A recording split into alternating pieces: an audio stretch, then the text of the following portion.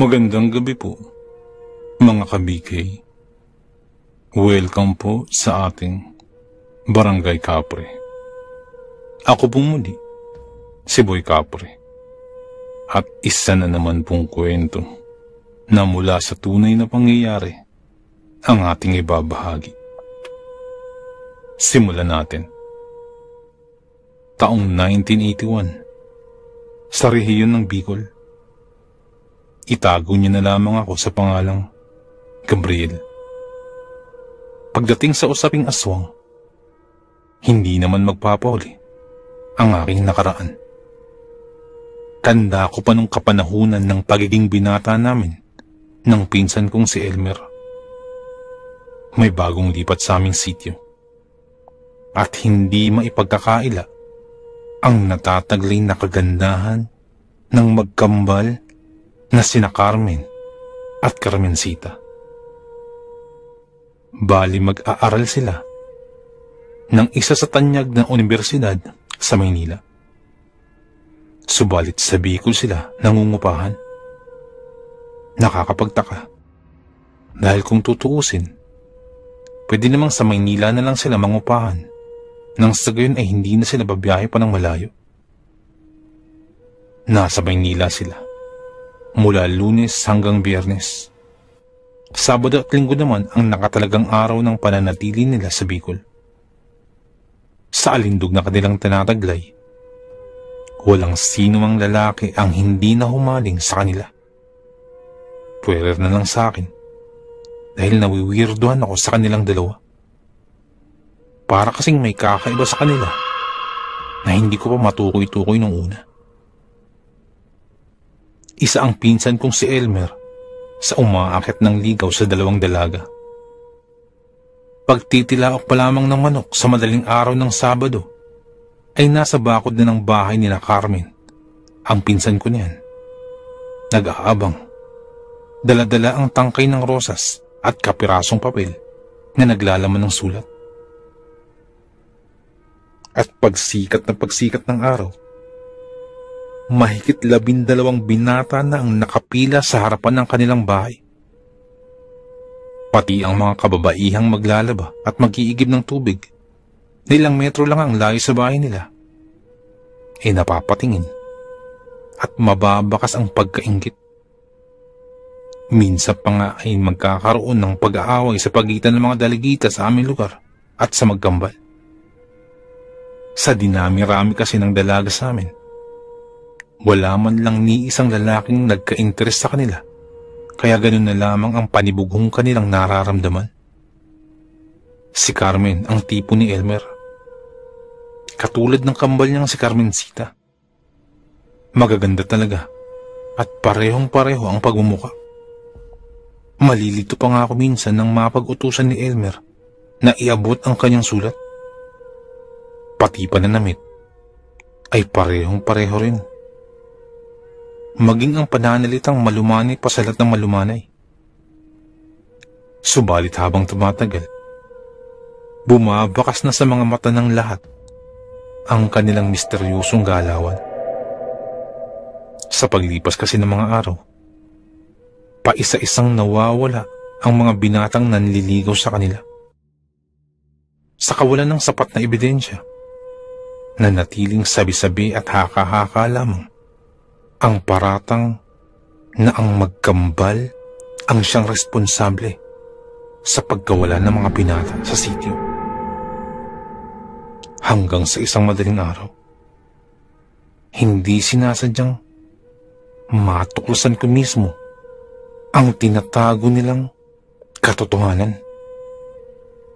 Nagkataon kasi na napaaga ang paglakad ko papuntang pamilihan para bumili ng agahan. Bandang 3:30 yun ng madaling araw. Dumaan ako sa kalye kung saan mapapabilis ang pagpunta ko sa pamilihan. Malapit ito sa bahay ng magkambal. Habang naglalakad ako, bali papalapit pa lamang ako sa bahay ni na Carmen, napansin ko agad ang pagbukas ng mga bintana. At sa pagkagulat ko, napahinto ako. Sa pagkakabilang ko, Mga lagpas 20 ang lumabas na uwak mula sa kanilang bintana na mabilis namang lumipad sa ere palayo. Napatigil pa ako ng ilang minuto at nagdadalawang isip na tumuloy dahil ang sumunod na nakita ko, isa-isang tumambad sa aking paningin ang dalawang nilalang na hindi ko mamukaan. Ang hahaba ng mga buhok nito at tapos gulong-gulo na parang kagagaling lang sa sabunutan. Kita ko din ang magpupulang mga mata. Tila nakaliyad silang gumapang sa lupa papunta sa madilim na lugar.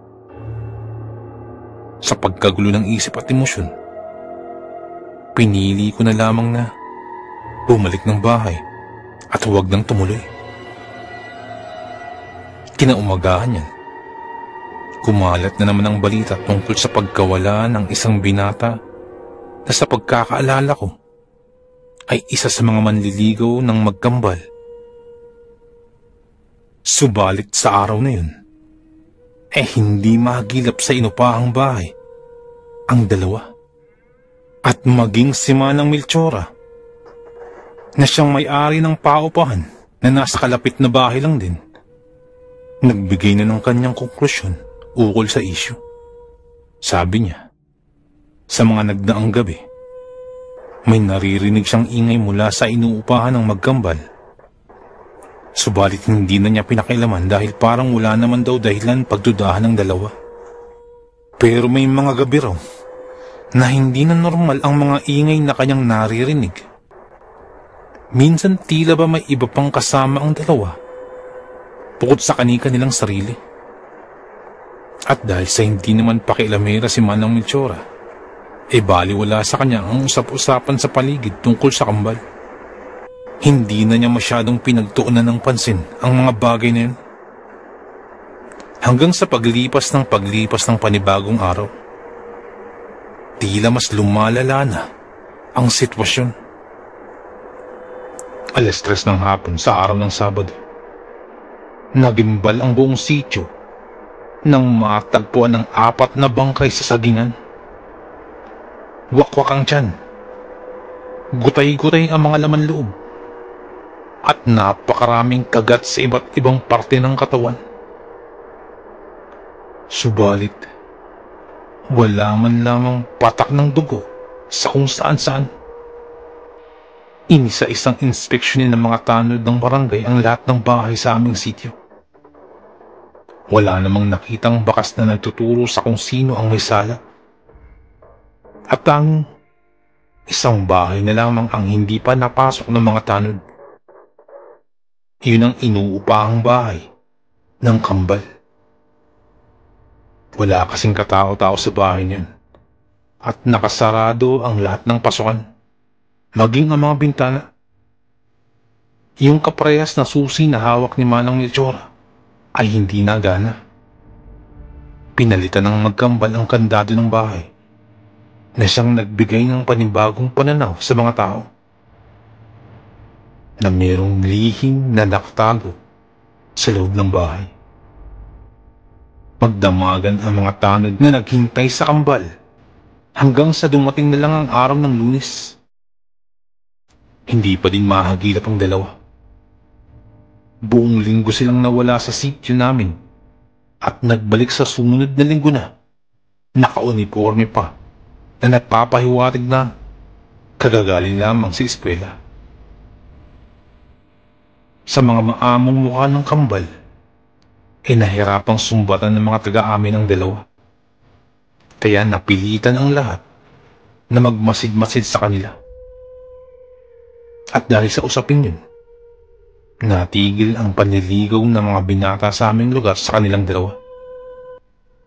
Ngunit itong pinsan ko, ayaw na ayaw tuldukan ang pagkawili sa iniibig na si Carmen.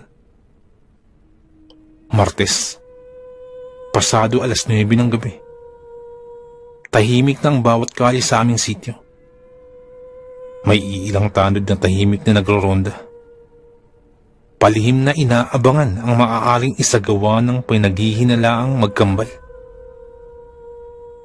Patago naman kaming tumungo sa kalye na kinabibilangan ng inuupahang bahay ng kambal. Ito kasing pinsan ko, hindi madala-dala sa isyong ipinaratang sa kambal. Sinabi ko na sa pinsan ko ang lahat-lahat na nakita ko sa bahay ng kambal nung nakaraang gabi. At sa halip na paniwalaan, pinagtawanan lamang ako nito. Ano ba? Umuwi na tayo. Baka tayo pang maging hapunan ng kambal na halimaw na yan sabi ko, at halos ibulong ko na lamang to kay Elmer. Hawak-hawak niya kasi ang aking kamay at walang balak na bumitaw. Dahan-dahan ka naman sa pananalita mo, no? Di halimaw si Carmen. Hindi halimaw ang iniirog ko. Inilaban talaga niya ang kanyang pagmamahal sa babae. Halimaw nga Sayot sa gusto mo, halimaw ang dalawang yan. Nakita akong nakaraang gabi. Sabi ko pa, na nasaksiyan ko nung nakaraang araw. Hindi ko man siguradong sina Carmen ang dalawang nilalang na nakita kong lumabas sa may bintana nila. Subalit sino naman yun? Hindi ba't sila lang dalawa ang nakater sa bahay na yun? Bahala ka rin. Basta pag alis ng tanod, kakatok ako sa bahay nila. Pagpupumilit pa ni Elmer. Bahala ka rin. Basta walang sisiyan pag may nangyaring masama sa'yo. Tigas ng ulo mo Saad ko pa. Sabay sapilit ang bawi sa aking kamay mula sa kanyang pagkakahawak. Pagkalis nga ng tanod sa kaling iyon, nagmamadaling kumaripas ang takbo si Elmer sa bahay ng kambal. Kita ko pa kung paano siya pagbuksan ng mga ito at maging ang pagpasok ng pinsan ko sa pamamahay nila. Inurasan ko ang pagpasok ni Elmer sa bahay. At nang lumipas na, ang sa tansya ko'y mahigit 30 minuto,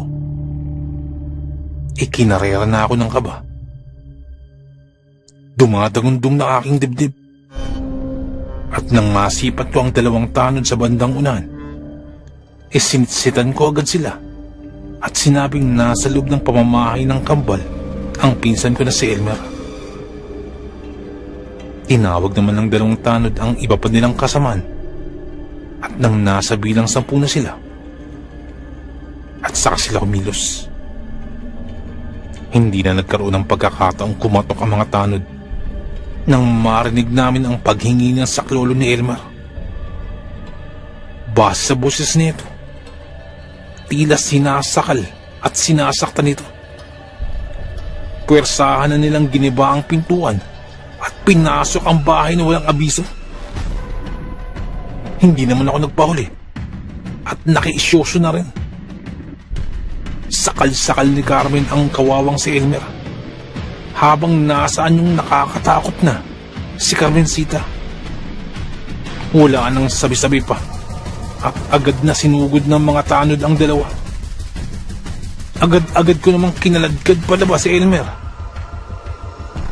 at saka binato ng sermon. Ano? Sabi ko sa'yo halimaw ang dalawang yan. Kita mo na. Kamuntikan ka pang malapa ng buhay. Tigas ng ulo mo Pinapairal mo pa yung lintik na pag-ibig niyan. Napayo kong nanginginig si Elmer. Hinata ko naman siya palayo sa bahay. Nang papalabas na ang mga tanod, dala-dala ang dalawang dalaga na halos magmukhang pulubi sa anyong tila taong grasa. Ang sakit sa ilong ng tinatagray nilang amoy. Hindi pa naman masyadong malalim ang gabi. At dahil sa naglalakas ang boses ng mga tanod, nagimbal ang kabayan sa aming paligid. At ilang sandali pa ay sumugod na rin ang mga kapitbahay namin. Tinadyakan ng sunod-sunod ang kambal. Kinalampag pa ng mga tanod ang bahay dun. At saka nalaman na ng lahat ng taga-sityo. Ang kambal nga ang responsable sa pagkawala ng iilang binata sa aming sityo. dahil sa mga natagpuang natitirang labi sa kwarto ng kambal. Pati si Manang Melchora na may-ari ng paupaang bahay ay hindi makapaniwala sa nangyari. Kung titingnan kasi ang dalawang dalaga, tila hindi makabasag pinggan ng mga to. Subalit, mga nakasusukang nilalang pala. Naitali na nila ang dalawang magkapatid.